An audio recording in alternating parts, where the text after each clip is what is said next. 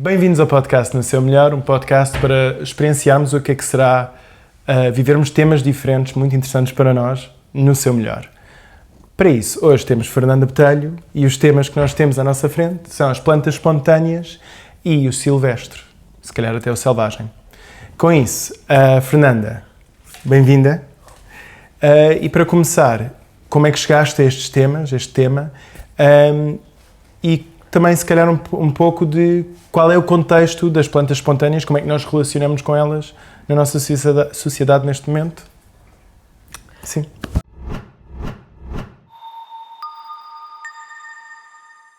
Ok, obrigada.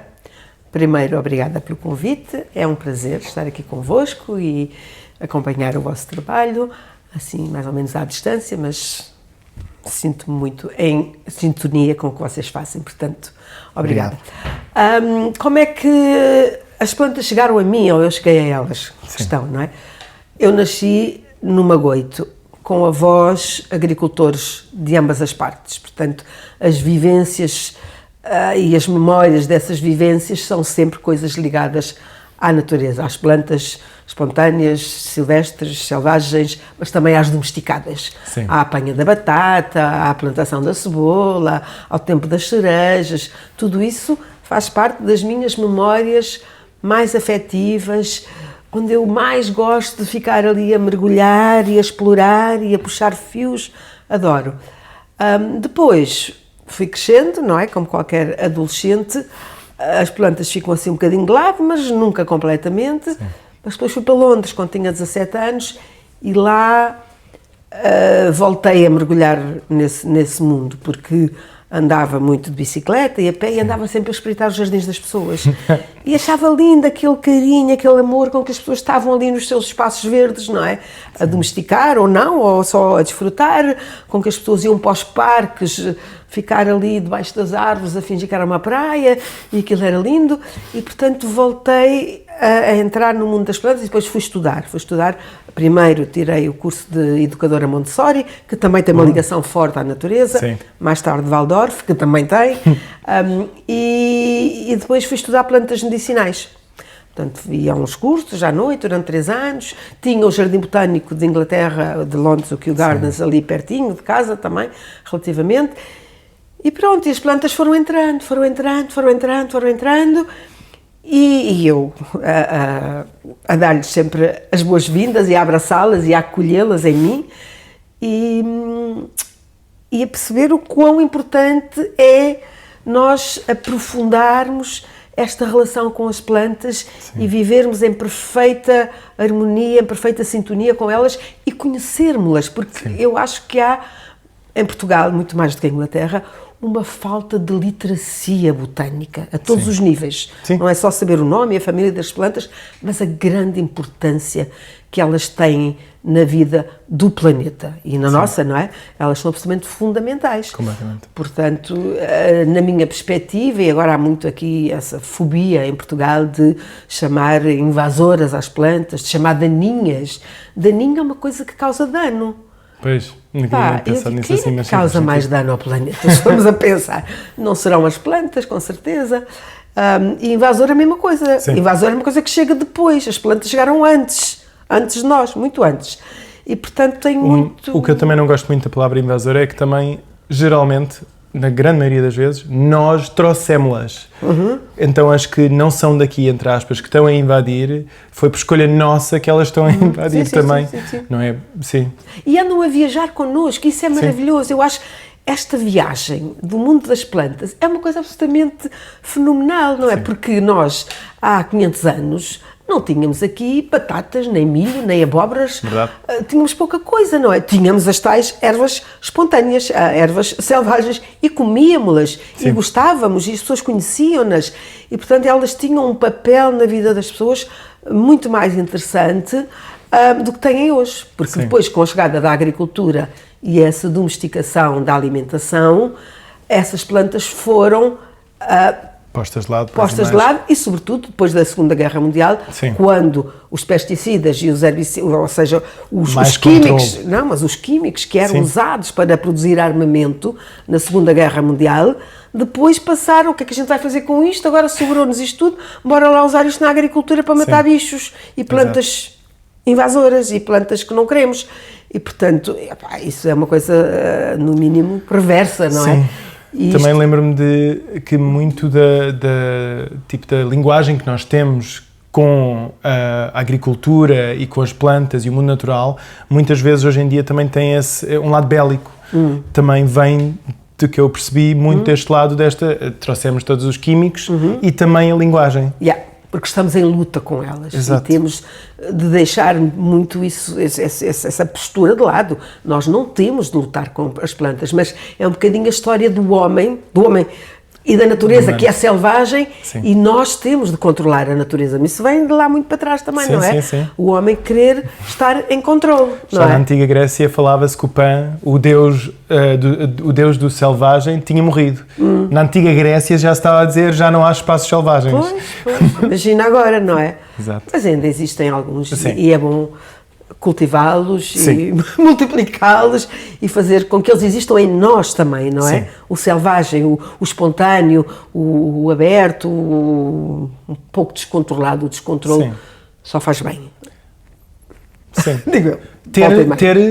É parte de termos uma relação com isso, não sermos só isso, não queremos dizer que agora a civilização tem de ser totalmente selvagem, mas é também como é que nós criamos um espaço saudável, selvagem, dentro de nós, dentro das nossas cidades, dentro do espaço que ocupamos. Sim. E muito disso, quando eu aprendi muito sobre a sintropia nos últimos anos, então eu, como alguém que não cresceu com esta conexão com a natureza, foi uma maneira muito boa de começar a perceber sobre plantas, sobre reconhecer árvores pouco a pouco, ter a percepção de que eu posso ser uma pessoa ativa com plantas, e o que percebo mais e mais é que de um lado temos a agricultura, a sintropia, a permacultura, e do outro lado também é preciso mais selvagem, mais este lado de como é que trazemos isto de volta para as cidades também, mas também para não só conservação, não só parar que coisas más aconteçam, mas também trazer mais do selvagem. Então ali pergunta também como é que nós neste momento lidamos com o selvagem nas cidades. E no campo, aliás, também. Eu acho que há aqui um trabalho a fazer que não é impossível, mas se calhar pode sair daqui, se pensarmos junto.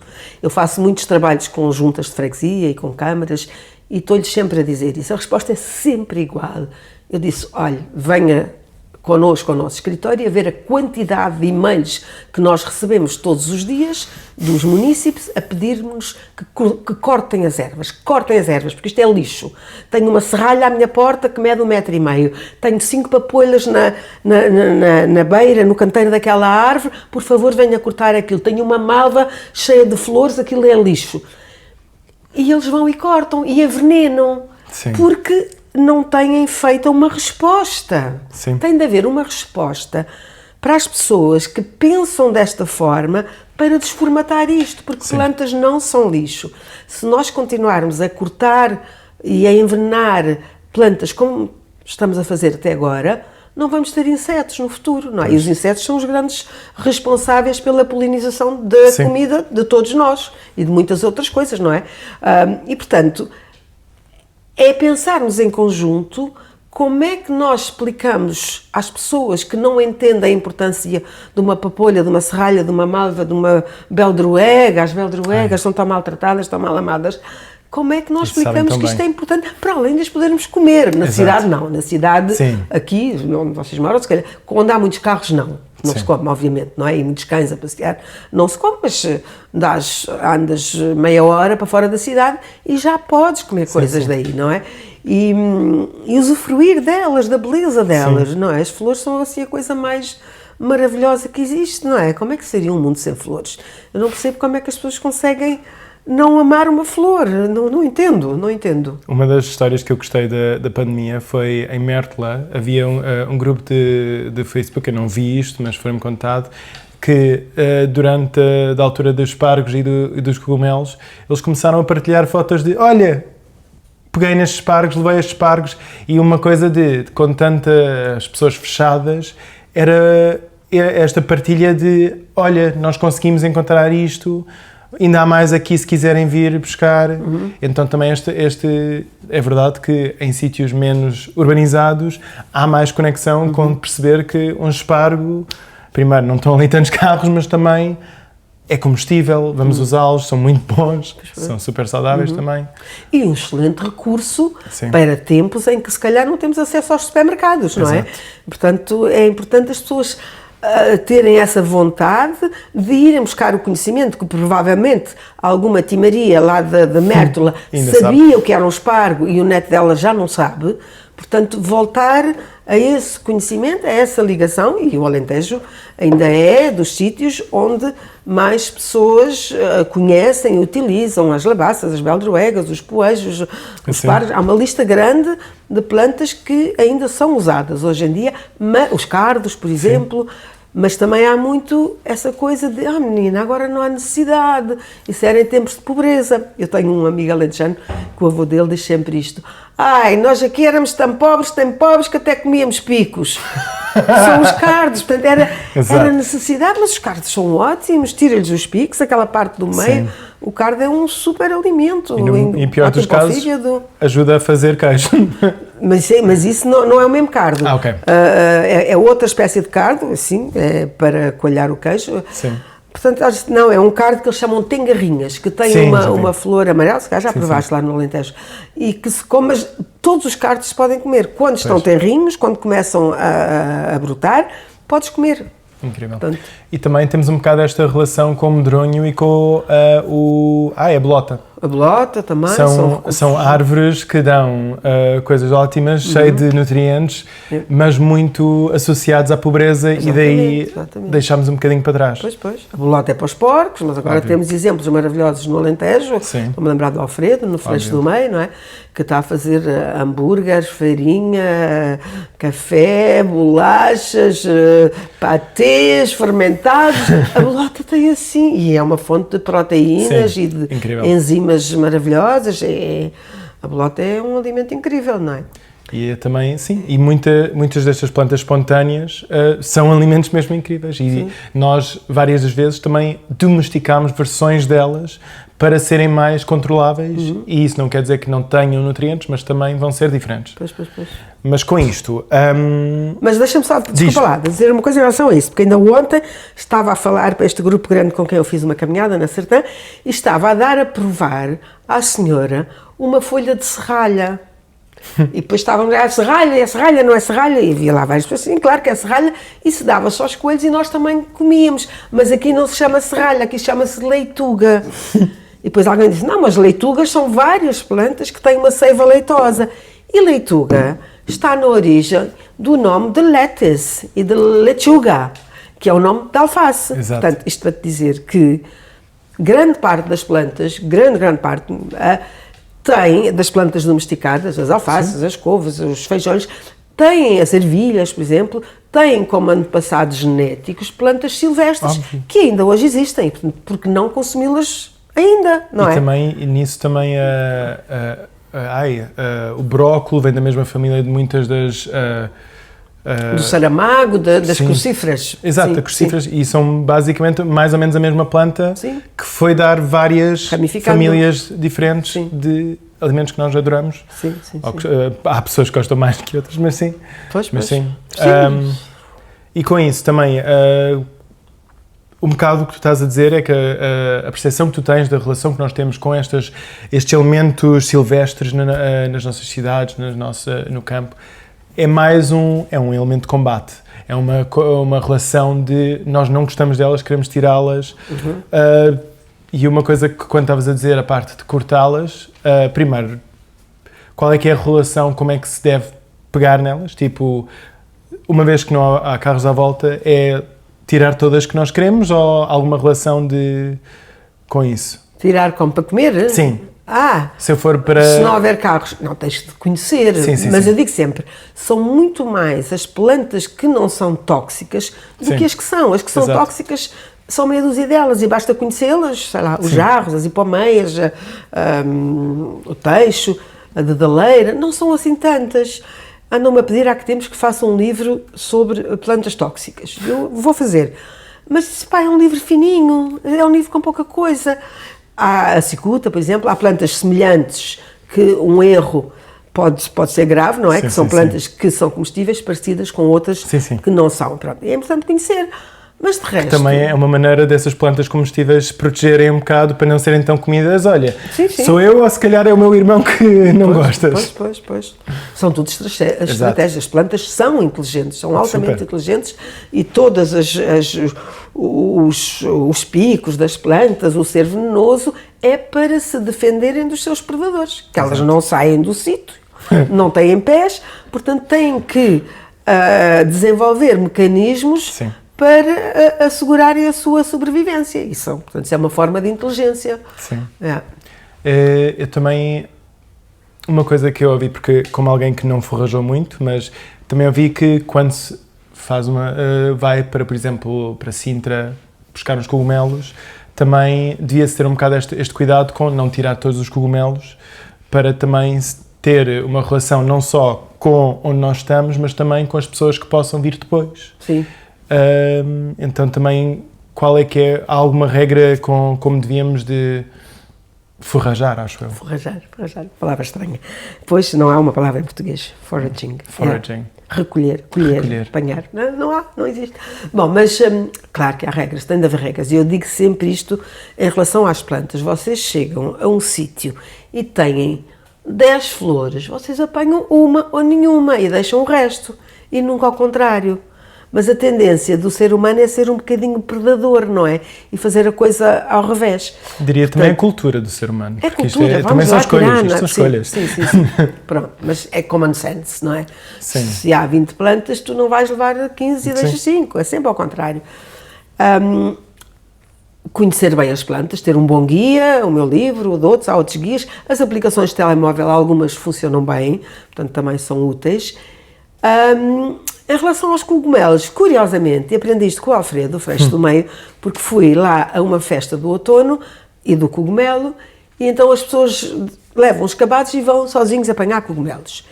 E depois os cogumelos são todos, passado 2 horas ou 3, colocados em cima de um estrado e são identificados por um especialista em cogumelos da Universidade de Évora, venenosos e não venenosos, é só para identificar os cogumelos. E olha, eu digo-te, era tanto cogumelo, que eu pensei, meu Deus, mas isto não é sustentável, não é?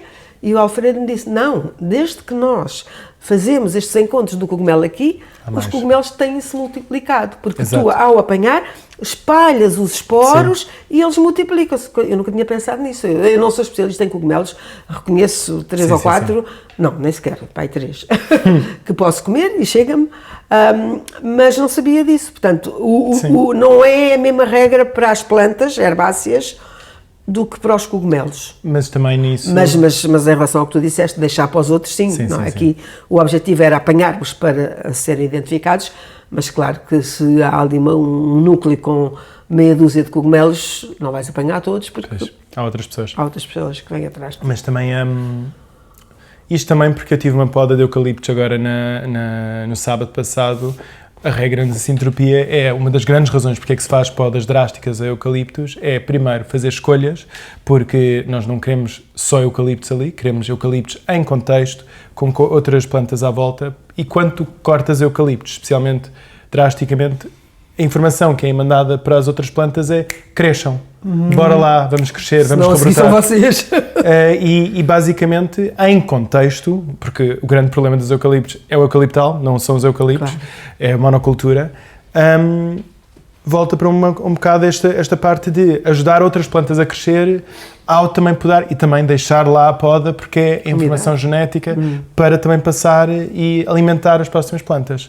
Então, foi engraçadíssimo, engraçadíssimo porque era a primeira vez que eu senti-me capaz, fazer escolhas, qual é que é o eucalipto que eu corto, qual é o que não. Algumas vezes era super fácil, outras vezes era mais tipo olhar, ver, escolher. Mas também esta parte de como é que nós, e eu acho que isto de alguma forma conecta-se muito com o que estavas a dizer, a parte de termos consciência e e sermos ativos no nosso papel. Não é só ativo, tirar todas as de 20 flores, tirar 20 ou 15, mas também este lado de sabermos como engajar, como é que nos relacionamos com as plantas, ambas, as selvagens e sim, as domesticadas, as domesticadas e também as espontâneas. Sim. Então, com isso, com este espectro que temos neste momento, porque também nisto já começámos a falar de relações boas que já existem com plantas espontâneas, mesmo que sejam núcleos mais pequenos, qual é que seria uma versão de, se a nossa sociedade, se Lisboa tivesse uma ótima relação com plantas espontâneas, o que é que seria diferente? Olha, eu acho que seria diferente, para começar, em alguns sítios já vês, mas não em todos. Os canteiros das árvores, não é? Aquelas caleiras, acho que é assim que se chamam, cheias de flores. E não a servirem de cinzeiro, nem de caixote de lixo, que é o que se vê muitas vezes, deixarem as ervas silvestres ali, ou criar pequenos jardins, semear girassóis, fazer daquilo um lugar vivo e de diversidade de flores. Acho que podemos fazer isso. Depois fazer uma coisa que é a jardinagem de guerrilha, que eu adoro, que é lançar sementes de plantas silvestres ou não, em vários sítios que tu vês que estão rapados, o sol está desnutrido, está a perder umidade, está a perder pele, no fundo, não é? Tu sabes disso da sintropia, não tem, pois. Portanto, atirar para aí com plantas silvestres ou então apenas deixar crescer o que lá está. Os trevos, há um ditado que eu não me canso de repetir, que é: para começar um prado, basta um trevo e uma abelha. Portanto, tu, ao deixares os trevos nos sítios onde eles gostam de crescer, estás também a chamar abelhas e outros insetos. Exato. Agora tens de mudar o chip das pessoas. Sim, as abelhas são boas, não matamos abelhas, as abelhas fazem falta, e os outros insetos. Sim. Mas acho que é uma coisa relativamente fácil de pôr em prática, não é? Que é deixar a cidade ser mais silvestre, não haver a fobia das ervas. Mal há uma erva num passeio, lá vem as polvilhas. Assim, quando aquilo põe em risco a segurança das pessoas que andam nos passeios, que podem escorregar, aí obviamente tem de ser tirado. E tem de ser tirado de uma forma menos agressiva possível, não é envenenando. Portanto, tiras à mão ou tiras com sal, há várias formas de tirar. Sim. Daí sim. Mas nas bermas, na beira das casas das pessoas, do lado fora dos supermercados, por que não deixar as plantas? Também nisso que eu estou a ouvir um bocado pelo lado da guerrilha é, de alguma forma, uma das coisas que eu vejo muito em cidades é que a responsabilidade de tomar conta das plantas não está com os municípios, está com o município. E está com cada um. O quê? E com cada um de nós também. Sim, mas eu acho que nós estamos neste momento um bocado a desresponsabilizar-nos a nós próprios e não nos pôr como... É isso um bocado que eu estou a dizer, a parte de uma melhor relação com plantas espontâneas quer dizer que nós somos jardineiros ambulantes por todo lado. Exatamente. Tu vês em Nova Iorque, que é uma cidade gigante, e eles têm feito coisas extraordinárias, não é? Com estas ervas silvestres, com hortas em linhas de caminhos de ferro desativadas, está muito dinâmico. E aqui em Portugal, algumas cidades também têm, na Lousada e na Lausanne, e em vários sítios, eles têm, mas têm de pôr essa informação para as pessoas. Sim. Nós não cortamos a erva porque estamos a alimentar os insetos. Sim. Mas falta aqui depois o restinho. E os insetos são importantes, porque as pessoas estão a alimentar, para que queremos alimentar insetos? Não percebem, não é? Mas é importante essa explicação e essa atitude, eu acho louvável, não é? Parece um bocado de... Sim, porque os insetos estão-nos a alimentar a nós, indiretamente. Pois, não, quer dizer, nem é assim tão indiretamente, não, pois. Mas é isso, é bom explicar. Nós estamos a comer os insetos, é tudo o que eu estou a dizer. Há muitos que estão. Sim. As pessoas que acham que os insetos são a proteína do futuro. Também... no outro dia deram-me um rapaz, um biólogo ali do ISA, desculpa lá, não sei se ele vai ver isto, mas ele deu-me um chocolate de proteína de grilo. Eu acho que era grilo. Pá, eu não consegui comer aquilo, fiquei com aquilo na mão, a derreter. Pá, não fui capaz. E tem aqui uma questão ética. Ele é que, não é ele o único, já há várias empresas a fazer isso. Eles é que propagam os grilos em armazéns, em grandes armazéns, milhares e milhares e milhares de grilos e gafanhotos, grilos e gafanhotos. Sim. E eu penso, um dia destes, há um terremoto desses grandes, um vendaval ciclónico desses que vão começar a ser mais frequentes, e aquela porcaria, agora não se pode dizer geneiras, parte os vidros todos daquilo e tens milhares de insetos, de gafanhotos libertados na natureza. Sim. Eu disse isso, sim. e é a minha preocupação. Disse, pá, que as pessoas queiram comer insetos, comam lá, proteínas, se calhar tem menos impacto do que as vacas, pronto, tudo bem. Mas isso também há As pessoas maneiras de fazer isso vacas, tudo. não é?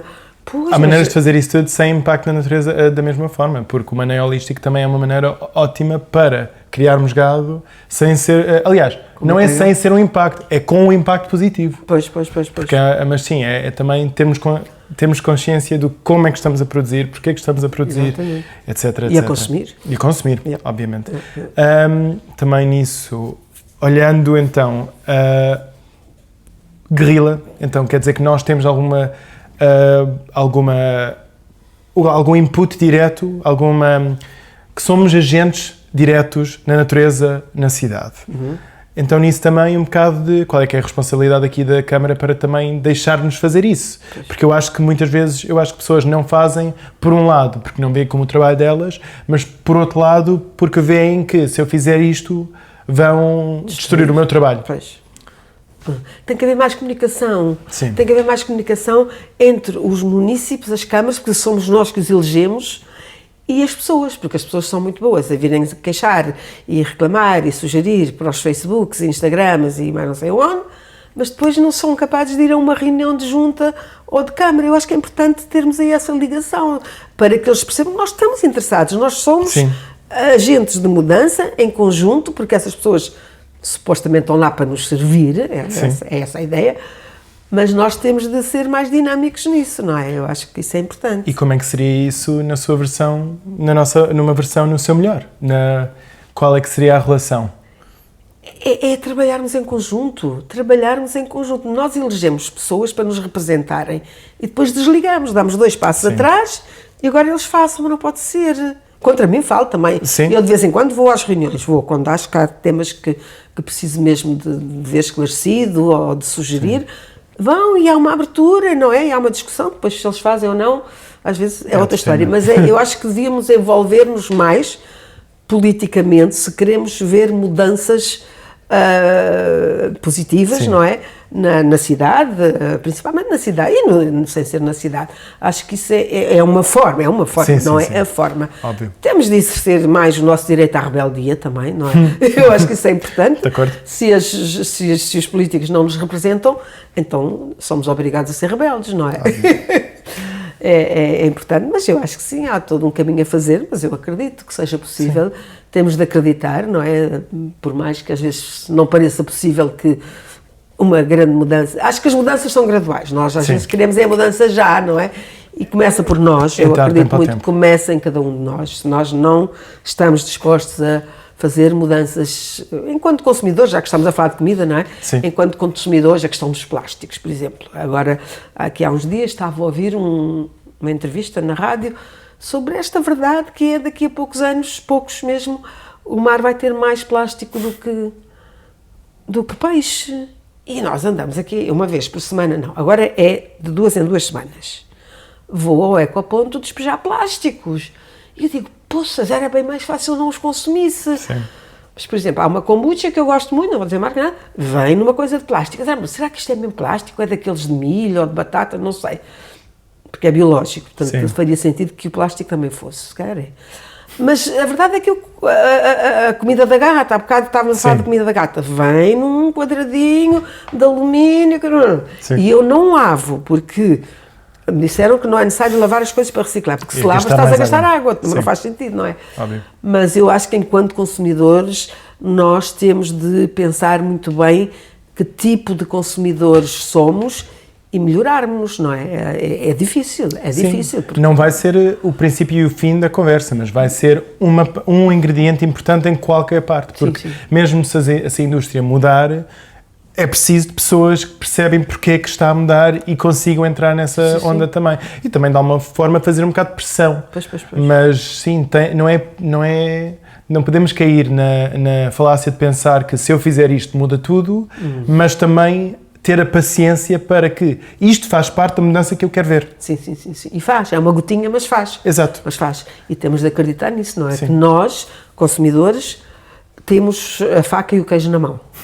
E ditamos a pessoa que diz, não, mas faz o quê? Quem manda são os políticos, mas somos nós que mandamos nos políticos. Sim. Portanto, nós, com as nossas atitudes, as nossas decisões, quando tu escolhes ir comprar comida biológica ou ir comprar no continente, estás a fazer uma escolha política. Sim, é um ato político. E, portanto, e tem de ser consciente, não é? Sim. Estás a fazer a tua escolha. Portanto, acho que somos nós que ditamos o mercado até certo ponto, não é? Impingem-nos muita coisa, mas nós temos de perceber que não, eu não quero isso, eu quero isto. E se todos nós formos fazendo isso, questionar, não é? Porque é que um frango de supermercado custa não sei quanto, 2 euros o quilo, ou não sei, preços ridiculamente baixos. Sim. E as pessoas lembram, mas é que a comida biológica é cara e é tudo muito caro. É tudo completamente relativo, não é? E depois andam com telemóveis de 1000 euros no bolso e as crianças também. Mas isso também, essa alimentação... a carne, se tiver mais nutrientes, biológico, se for maneolístico, coisas assim, vão ter muito mais nutrientes, não precisamos tanto para estarmos saciados e nutridos. Claro. Então, também noutra coisa, porque é uma pergunta que eu agora que tenho com tudo que partilhaste, porque também estás a falar de bermas das estradas e não é para comer coisas que estão nas bermas das estradas, então falar também um bocado de esta relação de porquê o selvagem que não vai ser útil? É só para alimentar... A alma. Eu ia dizer insetos, mas... E também alimentar a alma, não é? Então é trazer beleza para todos os lugares. Exatamente. Tu vais numa autoestrada e olhas para aquelas bermas cheias de papoilas, cheias de malvas, cheias de chicórias, de ibericão, tens ali amarelo, azul, vermelho, roxo, todas as cores. Tu olhas para aquilo... E por muito triste que estejas, olhas para aquilo e uau, não é? Faz-te bem. Sim. E depois, se estiveres no para-arranca, ainda vês lá borboletas e joaninhas, não sei, na berma da estrada, mas consegues ver os insetos e aves e tudo. Isso faz-nos bem à alma, traz comida para estes seres todos, e répteis também, e tudo o que faz falta ao planeta, mas também para nós, não é? Nós temos essa tendência a ver tudo de uma forma antropocêntrica. Se não é bom para mim, então não quero saber. Mas pode não ser bom diretamente através daquilo que ingerimos pela boca, mas nós, pelo olhar e pela beleza que nos causa, seja o que for, aquilo já nos faz bem, já nos está a nutrir, não é? Tá. Portanto, há muitas também, formas de nos nutrirmos. Estou muito lembrado pelo jacarandá, uma árvore que só uma vez por ano, por um mês mais ou menos, está-nos a trazer toda a beleza que tem a trazer. É lindo. Mas eu lembro-me de tantas pessoas a dizerem... Suja os carros.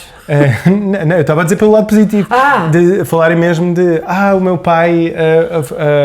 a árvore preferida dele era o jacarandá e sublinharem sempre a beleza que traz, mesmo se for só por um mês por ano. Um bocadinho mais, 2 meses por ano, mas é uma época, não é? Nesta altura é mais junho. Exato, e depois passa, mas é uma coisa também de, toda a gente lembra-se, está aqui, é um dos poucos sinais que nós temos facilmente de passagem das estações, exatamente. É verdade. Então também traz ali um bocado de educação. E ali, um bocado a minha pergunta é como é que nós também conseguimos trazer esta relação com... Porque tu estás a falar destas plantas espontâneas todas, vê-las todas na berma da estrada. Eu acho que uma das maneiras que nós conseguimos também aceitar esta beleza para dentro de nós, o ver essa beleza melhor, é também percebermos o que é que estas plantas todas são. Então a pergunta que eu tenho um bocado é como é que nós conseguimos, aliás, como é que seria estarmos num mundo em que essa relação está ótima, sabemos como é que é o quê, como é que...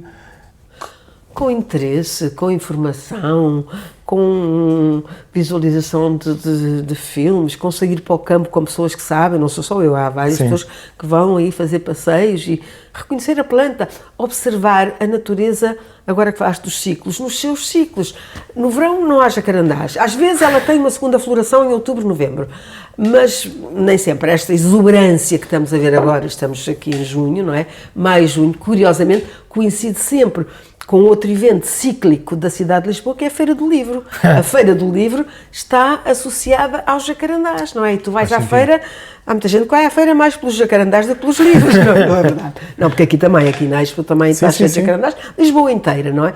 E é uma árvore linda e a maior parte das pessoas gostam, apesar de haver algumas achar que os carros são mais importantes e, portanto, bora lá cortá-las porque elas sujam os carros. E temos um exemplo maravilhoso daquilo que, voltando ao que estávamos a falar há bocadinho, daqueles jacarandás que iam cortar ali na 5 de outubro para fazer um parque de estacionamento e não cortaram porque... Rebeldia.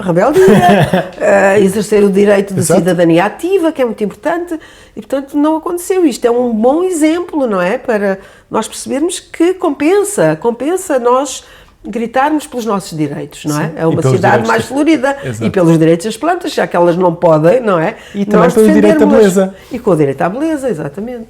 Então, Portanto, também um bocado de... Com estes também... Mas a pergunta era o quê? Pois não te respondi à pergunta. desculpa. Como é que também desenvolvemos esse... Tu respondeste Esse conhecimento. Esse conhecimento, esta relação. É isso, nós vivemos num Observação. sítio, é observação contínua durante as várias épocas do ano, no inverno, na primavera. Olha, agora começou a despontar isto. Será que é uma serralha? Não, mas parece a folha de uma papoila. E depois vais vendo, até que, afinal era uma papoila, não é? Sim. E depois desaparece, está em flor. E como tudo, e também acho que é uma lição maravilhosa de vida, perceber o quão tudo é cíclico e o quão tudo é efêmero, Sim. Incluindo a nossa vida, e sobretudo a nossa vida, porque as plantas depois ainda voltam e voltam e voltam. Nós, se calhar, também, não sabemos. Eu acho que sim, acredito que sim. Mas isso ensina-nos muito sobre Sim. aceitar essa efemeridade, não ficar agarrados a um momento, à primavera, porque é mais bonita, Sim. e aceitar tudo, aceitar o inverno com a chuva, o outono com o cair das folhas, não é? O verão com o calor que tem... Quando tu estás a dizer, eu estou-me a lembrar sempre de quando eu estou a passear pela cidade mesmo e de repente, quando o figo está a florir, também há o cheiro intenso de figo de repente, e eu conheço 2 ou 3 sítios em Lisboa que eu fico tipo, figos, e é um daqueles momentos também muito à volta desta sazonalidade, de notar pelo o cheiro, que para mim também é muito nostálgico. Cheiro da figueira. Exato. Yeah. E sabes que a figueira, e a maior parte das ervas, quanto mais calor está, mais elas libertam aromas. Faz sentido. E isso é uma espécie de proteção contra a perda de umidade. Aqueles aromas e aquelas seivas que elas libertam, faz ali uma camada, uma espécie de aura, que elas desenvolvem para não perder umidade. É muito interessante. E falaste quando o figo está a florir. A maior parte das pessoas não sabe que o figo é uma flor. O figo é uma flor. Sim. Sabias disso? Sim, não é? sim. E disseste isto, as pessoas vão dizer, não é o figo a florir, onde é que é a flor do figo? É dentro do figo. O figo Aquelas é coisas, a flor. Não, o figo é a flor. Não tem fruto. É. Sim, também uma coisa que eu só aprendi agora há pouco. Com a sintropia. Anos. Sim, Okay. foi um bocado. Aprender sobre a sintropia foi mesmo um momento para eu perceber muita coisa. Primeiro sobre plantas, mas também há muito reflexo de como é que a sintropia funciona. Se calhar vamos ter um convidado para falar disto há algum tempo com mais detalhe, mas por agora ainda não tivemos. E sim, também muito reflexo de como é que nós funcionamos como pessoas, porque no final de contas, uma das grandes razões também para termos estas plantas todas espontâneas é também a diversidade, porque não faz bem também vivermos na monocultura. Sim. Eu acho que uma das coisas que muitas pessoas, isto vai ser um paralelismo um bocado estranho, muitas pessoas também veem a beleza de Lisboa pelas diferentes cores dos prédios, porque houve escolhas de pintar os prédios de cores diferentes. Então já ali a diversidade mesmo de cores já traz um diferente ânimo à cidade. Também lembro-me muito de Londres com uma cor muito dominante que é o cinzento. Yeah. Então também o tijolo do tijolo à vista. Então também o reflexo de como nós trabalhamos em cidade também, aliás, na construção, também na planta. E também um bocado, começámos logo com este início, como é que também podemos ter mais selvagem dentro de nós. Sim. Yeah. E a arquitetura cada vez mais traz isso também, alia, não é? O desenho das casas e da cidade, não é? Da habitação das pessoas, com essa ligação cada vez mais estreita às plantas, não é? Vais construir uma casa no meio do Alentejo e no sítio da construção da casa está um sobreiro ou uma oliveira no caminho. E agora? Integra. Cria um pátio interior, deixa lá ficar a árvore. Eu já vi alguns projetos assim, é só um exemplo, não é? Mas é bonito trazer as plantas para dentro do cimento, não é? Para dentro da civilização. Da civilização. Elas estão lá, elas fazem parte, Exato. não é? Mas é isso. E quando estavas a dizer a monocultura, lembro-me sempre de uma frase que não me lembro, se é da Vandana Shiva ou se é do Satish Kumar, que são 2 seres que me iluminam todos os dias, que eles dizem: let's stop the monoculture of the mind. Para Não é? Que é uma monocultura coisa do que nosso rege cérebro. muito, não é? Há uma monocultura da mente. As Sim. pessoas pensam todas iguais, querem tudo igual, e essa história das ervas é a mesma coisa. Sim. É uma coisa que está muito instalada no subconsciente de muitos portugueses, que é isto, as ervas são lixo, é para arrancar, Sim. é feio, faz mal, traz bichos, esta coisa de que as ervas trazem carraças, trazem bichos para dentro de casa, trazem ratazanas, mas qualquer.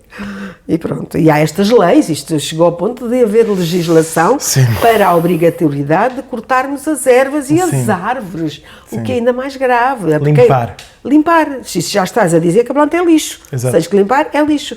Eu detesto essa palavra, também limpar plantas. quer dizer. A escolha de limparmos também as linhas de água, então compactarmos os sítios para ver mais perda de solo, perda de fertilidade, De tudo. de pois. tudo.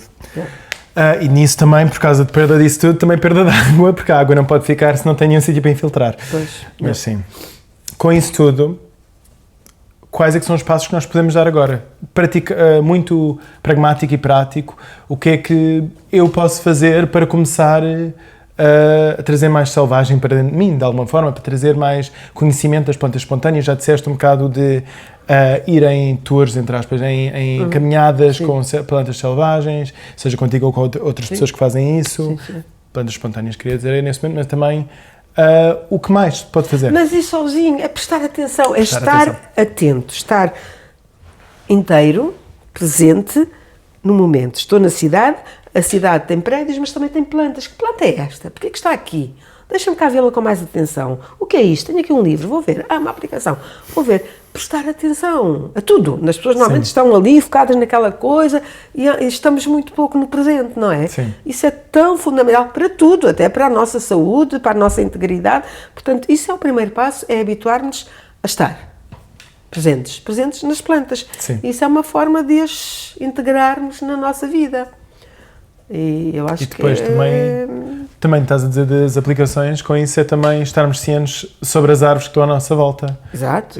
A rua em que eu vivo, que é no centro de Lisboa, tem várias árvores. Eu honestamente, neste momento, quando tenho de pensar em olhar para cima e olhar para a folha, não sei qual é que é a folha. Não, eu neste momento, olhar para trás, nem sei qual é que são as árvores que estão na minha estrada. Pois. Então Pois. também, mas seria um bocado também esta parte de reconhecer as árvores pouco a pouco, seja por perguntar a alguém, seja por livros, seja por aplicações. Sim. Perguntar a alguém é bom. Eu faço muito trabalho em escolas, primeiro ciclo e mais para a frente. E no outro dia ainda estive numa escola ali ao pé de Sintra e pergunto aos meninos. Primeiro começo logo por dizer que as coisas mais importantes desta vida são as plantas. Porque sem plantas não havia pessoas. Vocês não estavam aqui se não fossem as plantas. Elas vieram abrir o caminho para que o planeta possa ser habitado por humanos. Sim. E, portanto, nós devemos esse respeito, essa veneração, esse agradecimento. E quantas plantas é que nós conhecemos? E pergunta, meninos de 10, 12, 15 anos, digam-me lá assim no instante, 3 nomes de plantas da vossa vida. Não sai, aquilo não sai espontâneo. Depois precisa um esforço, está ali... Não sai. Eu digo, agora digam lá 3 animais. Vem logo, joaninha, gafanhoto, elefante, zebra, sai num instante. Animais que conhecem por ter visto e animais que não conhecem por ter visto. Pela televisão, por tudo, está em todo lado. Plantas não. Plantas não estão em todo lado. Nas televisões, nos ecrãs, nos jogos. E, portanto, é muito mais difícil. Diz, olha, eu gostava muito que a partir de agora vocês começassem a perceber que isto é muito importante. Esses animais que vocês disseram o nome muito bem, também comem plantas, também vivem das plantas, também vivem na sombra das plantas. Sim. E, portanto, é sempre bonito façam um esforço. E quando nós é estamos a ir para bonito. Mértola, é sempre bonito ver quando estão dias mesmo quentes, que ir para baixo é muito normal. Ver sempre em sítios em sítios onde há animais domesticados, obviamente, muitas vezes estão eles coletados à volta de sombras, Uma árvorezinha. uma árvorezinha, 2 árvorezinhas, e também pelo montado ser um bocado geriátrico em ter poucas árvores. Está pouca sombra, mas a sombra toda que dá é usada. É usada excelentemente, mas sim. Claro. Pois é isso, é estarmos na natureza. Então, nisso também, agora com isso, também, como é que nós podemos aproveitar-nos melhor das sombras? Não só as sombras dos prédios, que estão mais óbvias, e as sombras criadas, mas também sentarmos à sombra de uma azinheira. É tão bom. Eu saí agora do autocarro e vinha a caminhar no sol, depois vi ali uma avenida de sombras, mudei-me logo e a temperatura baixou 5 graus. É que tu notas logo, quando tu passas de caminhar no sol e passas para caminhar à sombra, é tão notório, é tão... Portanto, é tão óbvio que plantar árvores e deixar crescer árvores é a melhor forma para baixar a temperatura do planeta. Sim. Não há outra. Não há outra. Ok? E também nisso dar... Eu acho que também com estas plantas espontâneas, uma coisa que também temos de lembrar, que tu disseste também antes, que é a parte de dar estas árvores todas amigas. Porque tirar as plantas à volta porque são lixo. Não, elas existem juntas. Sim. Não há competição ali. Mas da mesma muita forma gente acha que as ervas competem com uma oliveira ou com, agora ia dizer, uma das árvores de sombra de Lisboa, que é a ginginha do rei, que é o lódon bastardo. Pois. Sabes qual é? É a árvore que mais se planta em Lisboa para sombreamento. E na base delas podes ter margaridas, trevos, muitas, criam mais umidade ali no solo, ficam todos felizes, protegem o solo, são bonitas e sentas-te ali ao pé da árvore e estás também a olhar para as plantas, para as flores, portanto, eles vivem numa comunhão muito, muito interessante e muito saudável. E também tem um bocado a ver com o que eu estava a dizer antes de nós tivemos a podar eucaliptos para deixar o sistema todo ficar melhor. E ficaram no meio muitos eucaliptos também, porque fazem parte do sistema, quando é em sistema. E então nisso, eucaliptos são muito úteis, tal como os trevos, como estavas a dizer, as margaridas, são tudo partes do mesmo sistema para conseguirem trazer vida, trazer solo.